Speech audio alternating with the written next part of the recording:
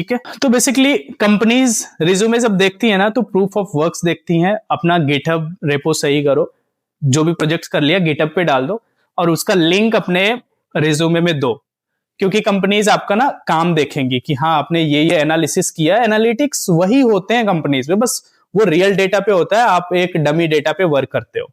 ठीक है।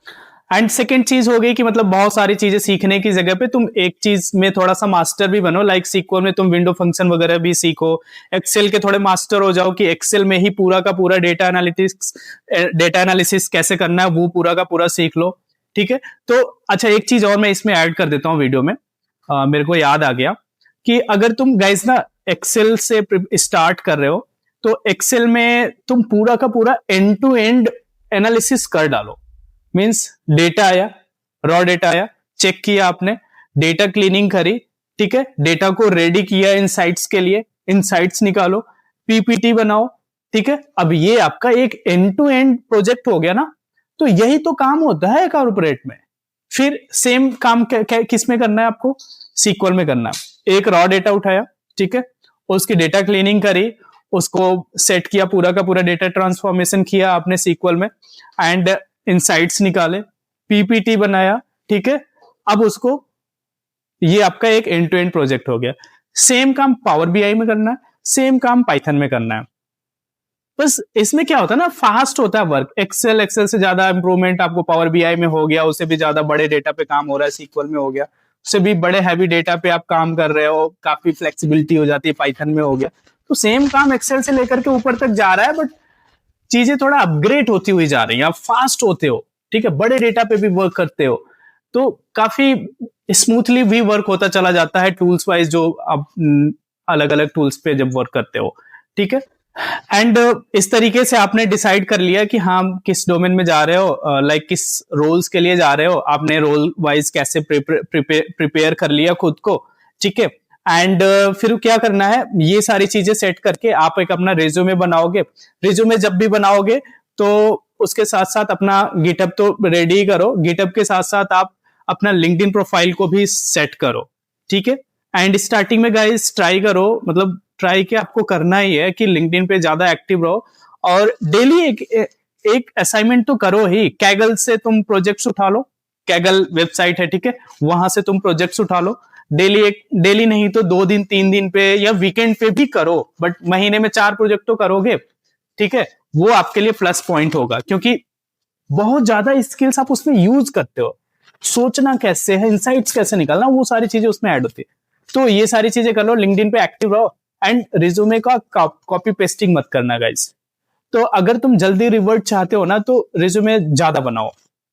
लाइक अगर तुमने विप्रो में अपना रिज्यूमे दिया है एचसीएल में दिया है, किसी स्टार्टअप में दिया है, वहां पे ई कॉम क्यू कॉम से रिलेटेड काम हो रहा है, ठीक है, तो e com Q com related कोई प्रोजेक्ट कर लो। ठीक है। 2 दिन 1 दिन लगेगा भाई, अगर तुम कल से अप्लाई कर रहे हो, उसको टारगेट में ले रहे हो, तो आज एक ई कॉम क्यू कॉम का तुम प्रोजेक्ट कर लो, इन्वेंट्री मैनेजमेंट का कर लो। ठीक है। जिस तरीके का, अगर तुम हॉस्पिटैलिटी में जा रहे हो तो किसी ऐसे हॉस्पिटल वाले डेटा पे तुम प्रोजेक्ट कर लो और वो चीज तुम उसमें मेंशन करो। तो इसलिए 8-10 प्रोजेक्ट तो कर ही लो अलग अलग तरह के, तुमको लगे कि मैं इसमें भी जा सकता हूँ, उसमें ई कॉम में क्यू कॉम में जा सकता हूँ, ठीक है, मेडिसिन वाली में जा सकता हूँ, तो जिसमें भी जाओ ना तो उससे रिलेटेड 1-2 प्रोजेक्ट्स कर लो। ठीक है। एंड क्या करना है, तो जेडी को समझो, किसी भी जॉब की जेडी समझो, एंड उसके अकॉर्डिंग स्किल्स वगैरह को सेट करो।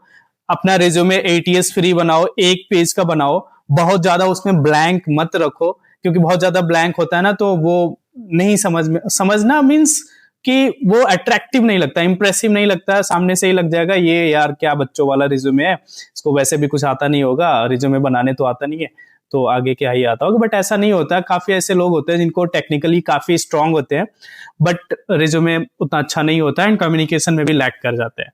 सो अगर ये सारी चीजें आपके साथ हो रही है तो इन सभी चीजों को इंप्रूव करो। ठीक है। आगे चलते हैं। सो गाइज एक चीज और होती है कि कॉलेज के बाद क्या होता है ना कि आपको अपना रोल डिसाइड करने में थोड़ी सी प्रॉब्लम होती है कि तुम किस में जाओगे। बेसिकली डेटा एनालिस्ट के लिए जाओगे, बिजनेस एनालिस्ट के लिए जाओगे, एआई या एमएल के लिए जाओगे। तो सबसे पहले अपने आप से 2-3 क्वेश्चन करो कि क्या तुम कोडिंग वाले बंदे हो या इनसाइट्स निकालना तुमको अच्छा लगता है, ठीक है, डेटा के साथ खेलना अच्छा लगता है। तो इसके अकॉर्डिंग तुम अपना रोल डिसाइड करो। एआई एंड एमएल से रिलेटेड तुमको ज्यादा मजा आता है, मैथमेटिक्स तुम्हारी ज्यादा स्ट्रांग है, स्टैटिक्स वगैरह, तो एआई एमएल की तरफ जाओ, ठीक है। इनसाइट निकालने आता है तो बिजनेस एनालिस्ट की तरफ जाओ, ठीक है। डेटा के साथ खेलना है, एक्सेल सीक्वल तुम्हारे काफी अच्छे हैं, मैथमेटिक्स उतनी ज्यादा अच्छी नहीं है, तो तुम डेटा एनालिस्ट की तरफ चले जाओ। अब डेटा एनालिस्ट में अलग अलग फेज होते हैं, मतलब सीनियर डेटा एनालिस्ट हो गए, तुम डेटा एनालिस्ट हो गए, तो उसके बाद आती है मॉडलिंग वगैरह, तो मशीन लर्निंग डेटा साइंटिस्ट वगैरह की तरफ जाते हैं। बट अगर तुम सिर्फ डेटा एनालिस्ट बनना है तो बहुत ज्यादा मशीन लर्निंग वगैरह की जरूरत नहीं है, बेसिक से ही काम हो जाता है। पावर बीआई के भी बेस पे हो जाते हो, Excel SQL and Python basic के बेस पे भी हो जाते हो, ठीक है। तो इस तरीके से आपको अपना रोल डिसाइड करना है। एंड नाउ एक रोल पकड़ो और उस रोल के लिए जितनी भी चीजें रिक्वायरमेंट हैं, प्रोजेक्ट्स वगैरह सब बना लिया, प्रोफाइल सही हो गई आपकी, अब जॉब अप्लाई करना स्टार्ट करो। And guys keep connected with the data career hub, जहां पे मैं आपको जॉब कैसे अप्लाई करनी है, इंटरव्यू कैसे प्रिपरेशन करना हो, ये सारी चीजें आपको बता रहा हूँ। सो बेसिकली मैं सबसे ज्यादा एक्टिव हूँ अपने इंस्टा पेज पर, एंड यूट्यूब पर मैं लॉन्ग वीडियो के लिए आऊंगा। So just keep connected with the data career hub, and Insta पे भी फॉलो करो, एंड वहां पे तो मैं डेली ही आपको अपडेट्स देता रहता हूँ। And join my WhatsApp community guys, यहाँ पे मैं आपको डेली शाम को गाइड करता हूँ, एंड आपके क्वेश्चंस भी सुनता हूँ, आपको पर्सनली डीएम करता हूँ, रिज्यूमे आपके से देखता हूँ कैसे आपने बना रखा है, या फिर आपको रोड मैप की जरूरत है, रोड मैप देता हूँ। देखो भाई, एक मैं रोड मैप दे दूंगा वो तो एक बेसिक सा होता है कि हाँ मैंने एक रोड मैप दे दिया, डेटा एनालिस्ट का ये रोड मैप है, इसी पे तुमको जाना है। बट देखो सबकी अलग अलग चीजें होती है। मान लो मैंने तुमको रोड मैप दे दिया, ये चीजें चाहिए। कुछ लोग ऐसे भी हैं जिनकी कम्युनिकेशन स्ट्रांग नहीं है, जिनको थोड़े कम ही स्किल आते हैं, उसके भी बेस पे जॉब हैं। तुम आईटी कॉर्पोरेट में तुम आ सकते हो, बट काफी चीजें हैं, मतलब ऐसे सारी चीजें यहाँ पे बताने लगूंगा तो काफी ज्यादा लॉन्ग हो जाएगी वीडियो, ठीक है। सो अभी के लिए हम सिर्फ गाइडेंस पे ही फोकस करते हैं कि फ्रेशर्स के बाद जॉब कैसे लेनी है। फॉर डेटा एनालिस्ट जो एग्जैक्टली जो टूल्स यूज होते हैं, एक्सेल हो गया, basic to advance level of Excel.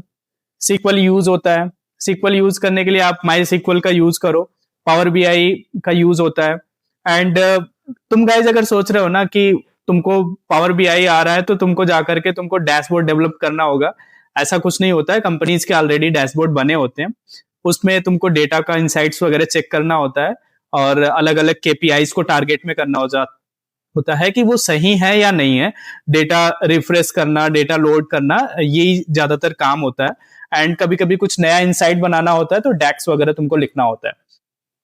And जो अदर हो जाता है ना कि डैशबोर्ड वगैरह तुमको बनाना, तुम प्रोजेक्ट्स में तो डैशबोर्ड बना रहे हो, बट वो ना पावर बीआई डेवलपर्स वगैरह करते हैं, तो एज ए डेटा एनालिस्ट तुमको डैशबोर्ड वगैरह बहुत ज्यादा बनाने को नहीं मिलेगा। छोटी मोटी इंसाइट है कंपनी में, जैसे किसी क्लाइंट को चाहिए एक अलग से इंसाइट, तो वो तुम बना करके दे सकते हो, ठीक है। हाँ, तो नेक्स्ट पार्ट पे हम चलते हैं कि रिज्यूमे को कैसे तुम बनाओगे। रिज्यूमे में तुम एक छोटी सी समरी दो, ठीक है, अपना एजुकेशन ऐड करो, एंड देन तुम्हारे जो प्रोजेक्ट्स है ना, प्रोजेक्ट्स को वहां पे मेंशन करो, एंड प्रोजेक्ट्स के ऊपर तुम एक अपनी स्किल लिख दो हेडलाइन में, एंड फिर उसके बाद तुम नीचे अपने प्रोजेक्ट्स डालो। 3 प्रोजेक्ट तो डालो ही, एज ए फ्रेशर 3 प्रोजेक्ट तुमको डालना ही डालना है। पावर बीआई डाल दो, सीक्वल डाल दो, एंड एडवांस एक्सेल का डाल दो, ठीक है। And if you are guys अच्छे हो पाइथन में तो पाइथन का भी डाल दो, ठीक है। 3 ही रखो, काफी ज्यादा बड़ा हो जाएगा।